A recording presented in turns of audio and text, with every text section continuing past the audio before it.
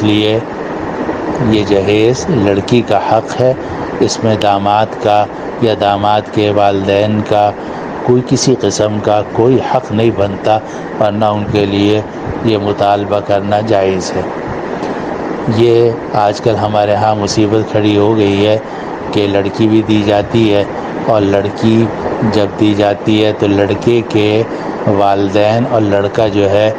وہ حریص ہوتے ہیں، لالچی ہوتے ہیں، کمینے ہوتے ہیں، تو وہ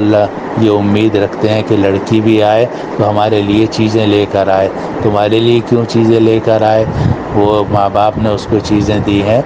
اپنی محبت سے دی ہیں، اور ماں باپ جو اپنی بیٹی کو چیزیں دیں گے وہ بچی کی ملکیت ہوں گی، اس کا داماد سے کوئی تعلق نہیں ہوگا۔